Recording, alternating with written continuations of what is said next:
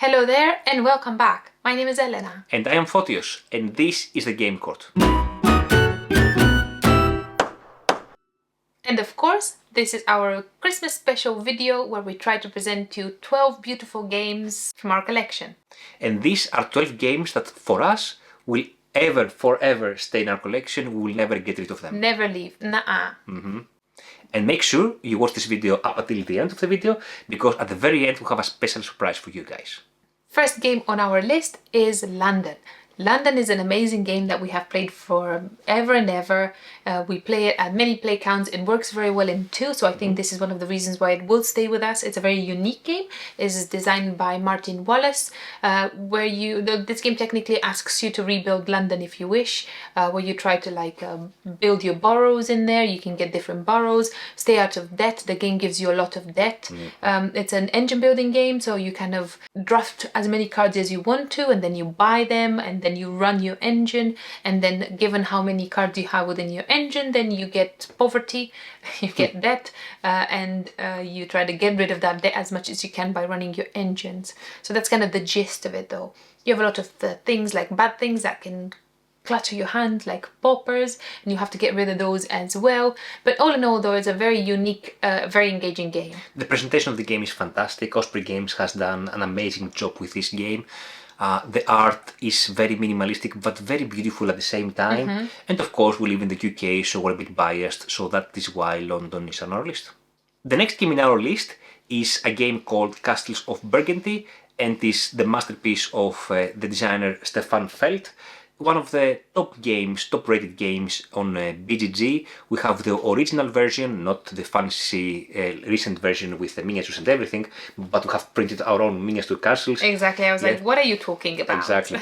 So it's a super duper amazing game where you roll a couple of die, you manipulate them as well using workers, and you try to get different hex tiles to your reserve area, and then eventually build these tiles, these buildings in your duchy, and get juicy benefits, trying to make combinations, fulfill complete different areas to get points. The more you complete and the earlier you complete, the more the points. It's a point salad type of game, but it's such a nice point salad.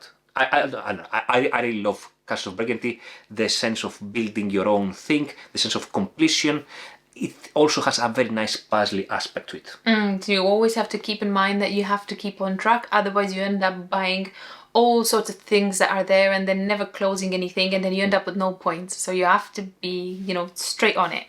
Next on the list is a game that I mainly prefer, and then Fotios abides because this is an amazing game and there is absolutely no way this game leaves our collection. This game is called Jaipur, and Jaipur is a very, very teeny tiny box. It's a 2-player only game, and it's designed by Sebastian Pauchun. Thank you very much. And it's published by Space Cowboys. Of course it is, and there is a collection of them in there, and they all look very neat together, and they're all the same size, so they look quite pretty in there in our living room. So this game plays in two, and you are a merchant, and you try to trade stuff and buy stuff and sell stuff to become the bestest merchant, obviously. There is a tableau of cards in front of you where you can draft, so there are different ways of drafting. You can draft one card, you can draft return cards from your hands and swap them with the tableau, or you can use your camels as a filler, so you can exchange camels for goods, and then you fill up the market with camels, and then there is nothing for your opponent.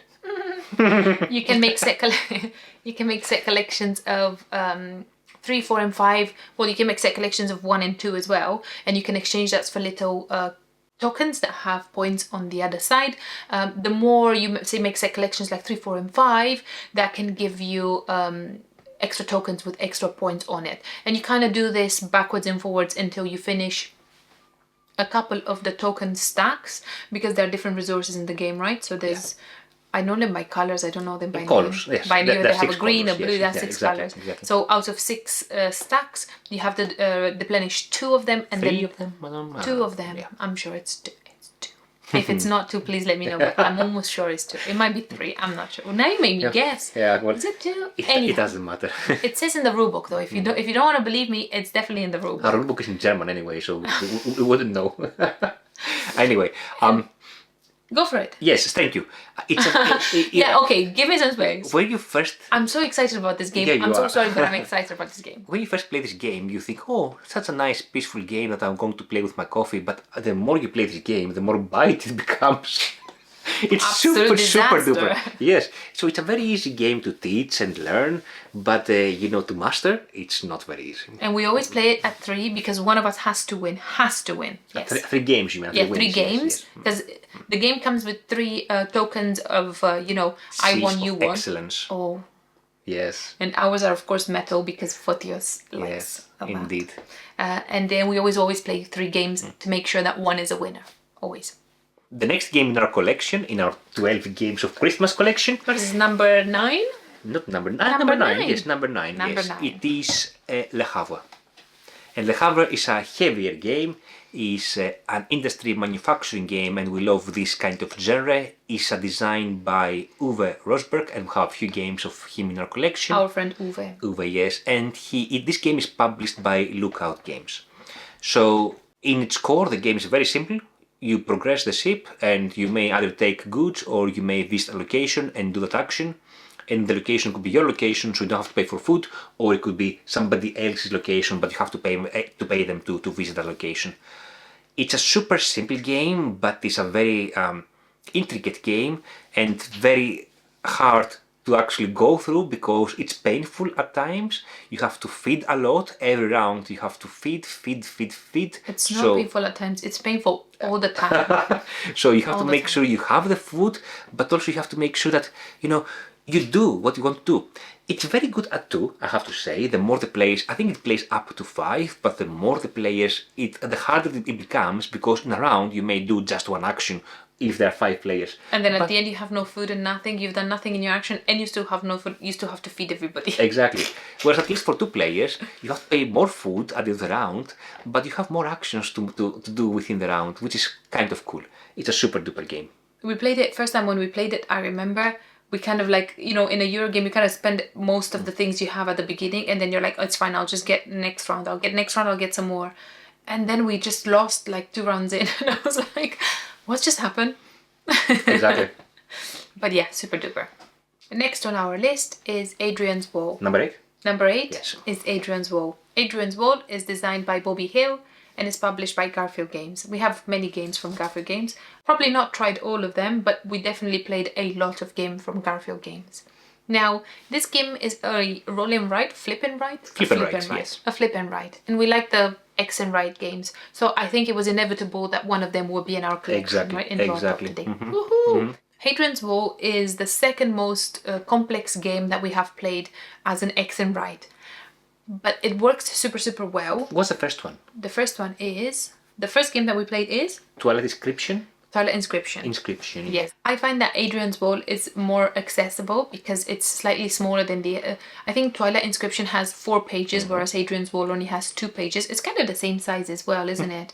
Anyhow, in Adrian's Wall, you are some sort of military boss, and you try to protect a part of the Hadrian's Wall for the bad people not to come in. I don't know how the bad people are called because I forgot.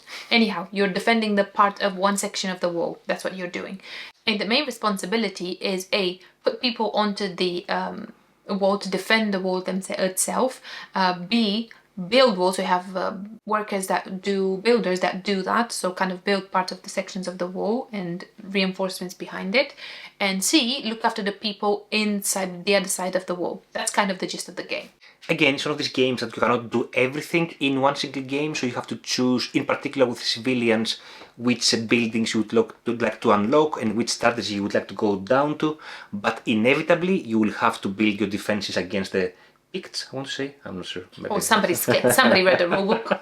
Yes. And I really like, again, how in all of these games, and in Adrian Hall in particular, you have this combination. So you do an action, you take a worker, then you do another action, you take another worker. Combinations. So I like how you, again, try to go through the round as much as possible until you don't have any more resources. It's the same. I think what we like very much, it seems, the games that we like very much are the games where you try to squeeze a resource from somewhere to kind of just to yet another step, round, yes. and yet another little thing, just a little bit just, there. Yeah, very nice. Yeah, as you said, it's always, you have to choose wisely what you want to do, because if you start everything in there, it's just going to be a mush and you're going to end up not doing anything, and you're not going to make the game shine, and it's not going to be pleasant. The game supposedly plays simultaneously, but because we enjoy it so much and we usually play at two, we like paying attention to what the other person is doing. So usually Elena will do a couple of stuff, then I will do a couple of stuff, then we'll go back to Elena and do a couple of stuff, like a couple of combinations you have in your mind. I like that. I like looking. Yes. I like watching and observing what you do. I'm like, oh, maybe I should do that too.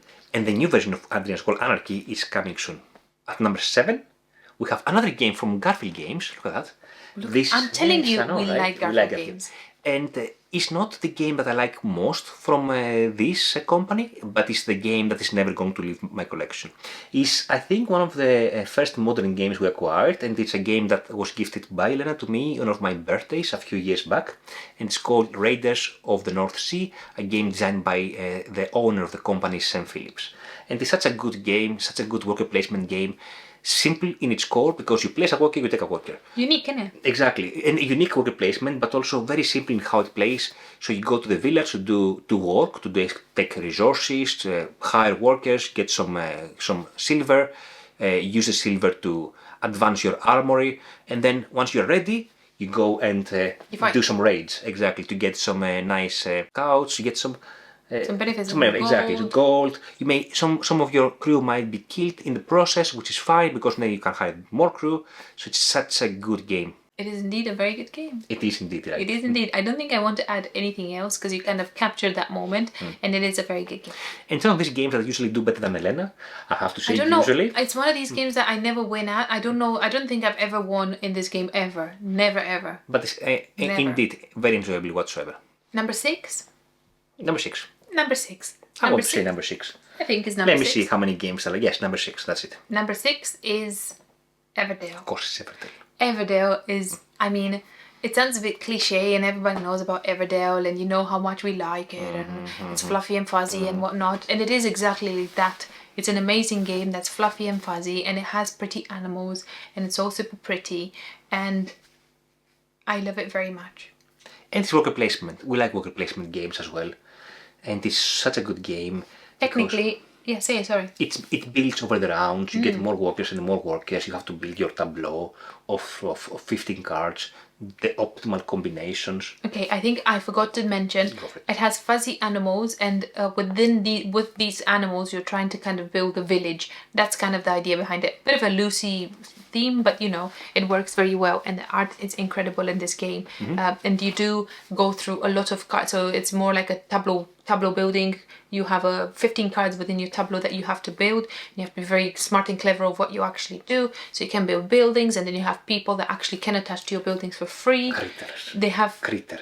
What did I say? Not people. Critters. I said people. Critters. They're all like literally all of them are animals. Anthropomorphic animals, yes. I wasn't, at one point we played it so many times that I wasn't sure whether the game, was actually worth exploring. And then we did 2 things to the game. First thing is there's an official variant, unofficial variant that what did you get it from? BGG? From BGG, yes. Everything is from BGG, where you split the decks into different eras. So you play with the first part of the deck, however is made, and then you play with the second part of the deck, and it gives you more chance to explore the whole deck, and it does work so much better.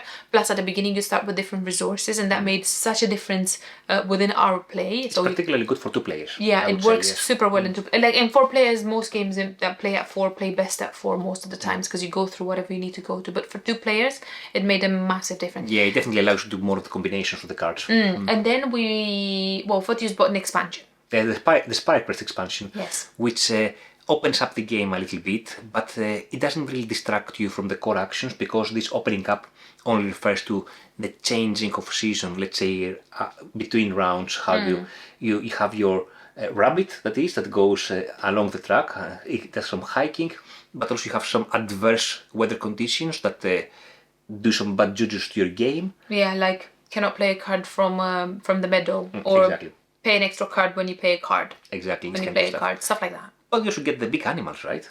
Yes. Isn't that amazing, yes, isn't it? Amazing. And they have little saddles, so you can put your animal onto the saddle, onto the animal. So you have a rabbit on a bear. Yeah, that's very nice. Number 5. Number 5, lucky number 5. Number 5 for us is Concordia. Concordia is the definition of what a Euro game is. It has a map of Europe, but also has expansions with other maps. You go around the map with your people or with your ship, and you build different buildings that do production for you. So you have a bit of resource management as well, and a bit of a limitation in how many resources you can hold. You do a bit of trading. You have a deck of cards that you play. So you play a card, you do the action that the card says. You can take more powerful cards to do more powerful actions. And your scoring depends on actually the cards that you have in hand at the end of the game. That's a collection kind of thing, isn't Yes, it? yeah. It's such a simple, streamlined game. It's medium complexity, medium length, medium everything, but amazing experience. I don't win very much in this game, as you can probably tell from Foti's excitement about the game. It's a very good game and I really like it and I enjoy playing it, but his mind works very well for this game. Yeah, I think it does. I don't know how, I think it does. But also I really much enjoy the variability in the game with regards to the different maps that the game offers as expansions. Yes. And some of the maps do something, they sometimes do some different things on the map itself, and it makes a bit of a, gives you a bit of variability. I like that. So basically the core game comes with one double-sided map, and then we have 2 expansions. Basically we have 6 maps overall. So it changed the game quite a lot, which is very nice. And some of the maps are a bit tighter for 2 players. At number 4, and oh my goodness, I cannot believe it's almost number 3. Ooh. At number 4, we have Imperial Steam. And I think we thought long and hard what will go at this space, but I think this is a very well-earned place for Imperial Steam. Imperial Steam is designed by Alexander Humer. And this is it's a 1 to 4 player game. Yes. It's a very industry manufacturing game where it's a train game where you try to get from where you are at the beginning. I don't know where the beginning is, but you try to get to Trieste, that's in North Italy, and try to deliver there whatever you need to deliver. So it's technically a pick up and delivery kind of game with trains. It sounds very schmancy and very nice because we like industry manufacturing and we like train games. But I think the twist in this game is that you are forever poor. There are never resources, and even if you do have resources, you never have enough resources, and everything is very punishing.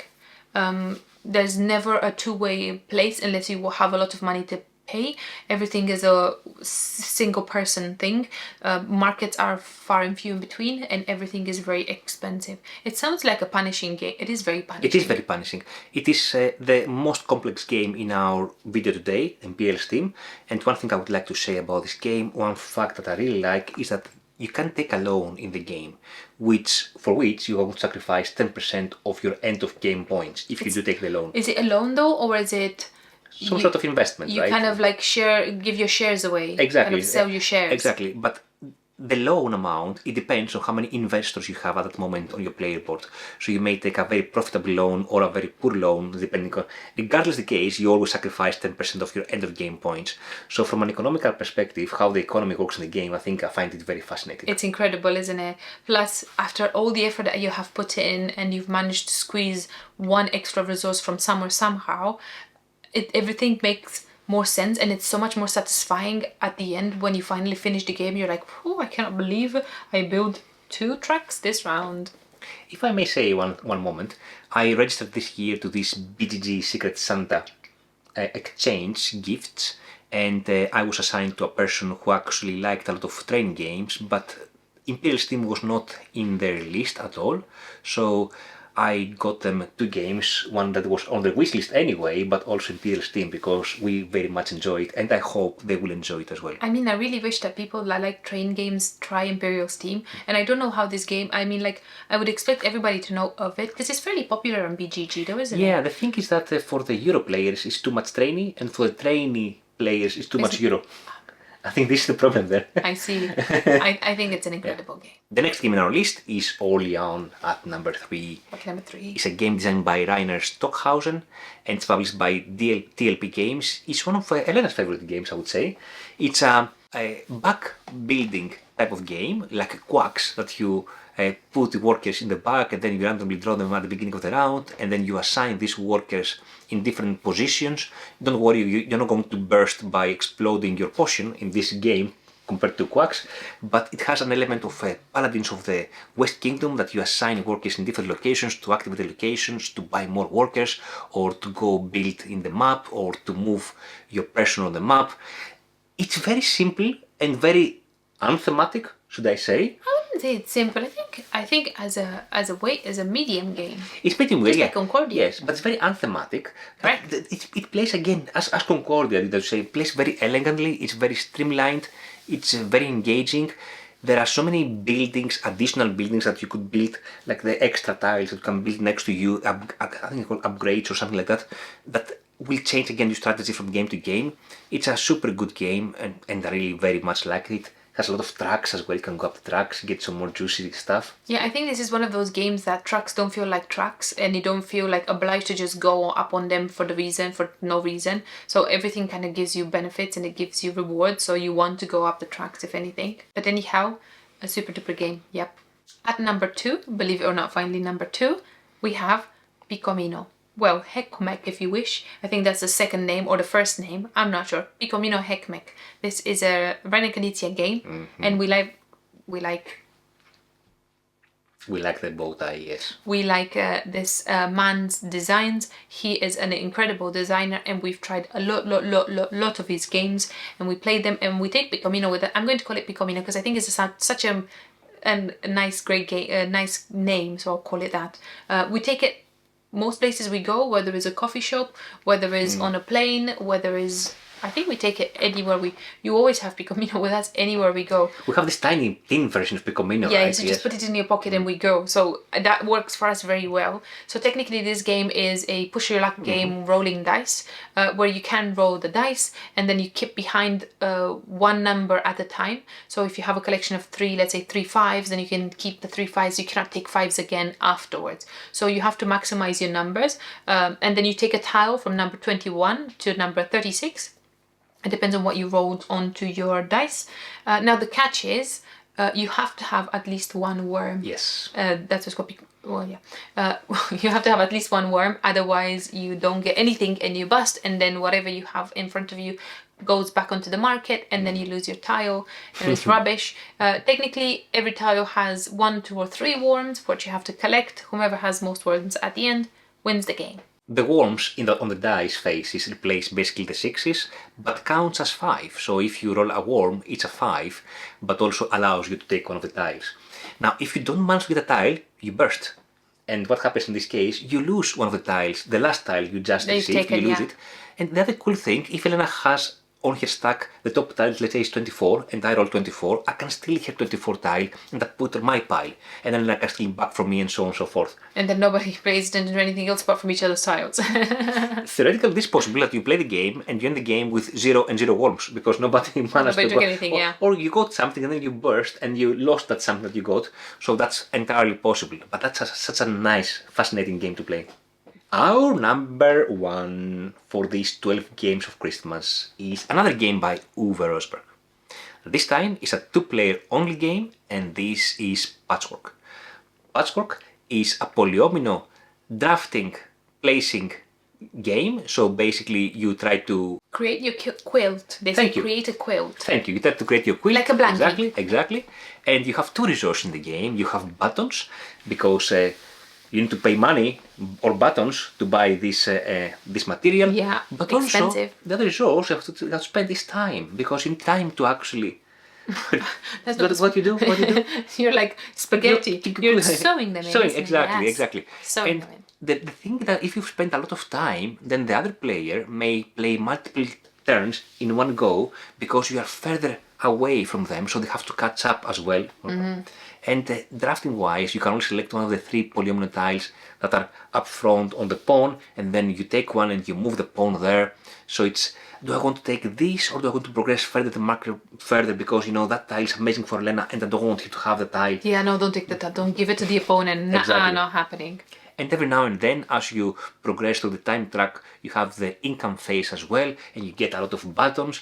It's such a simple but such a satisfying game to play. It comes in a million myriad versions. The thing right? is, though, it's such a simple game, but it's so streamlined and well made that they've released how many versions Halloween of it? and Christmas version and Valentine's version. Day, everything. And it have different versions for different countries as well. It's such a good game.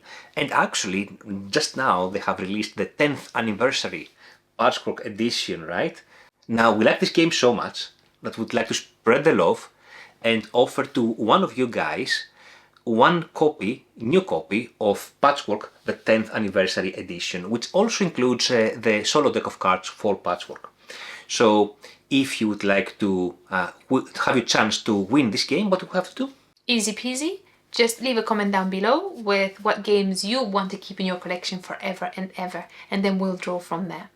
Yes, and please do so up until the end of this year, so up until the end of 31st of December, because on the 1st of January 2025 we will have a draw and we will randomly draw one winner for one game of Patchwork, the 10th anniversary edition. Okie dokie. This was it for today. This was our video, for our special Christmas video of 12 games for Christmas. 12 games that we will never get rid of. We so much enjoy that. Never ever. Never ever. We may not be able to play them very often, but whenever we play them, we so much like them. They're never ever. Never. Now, thank you so much for watching. And see you later. Bye bye.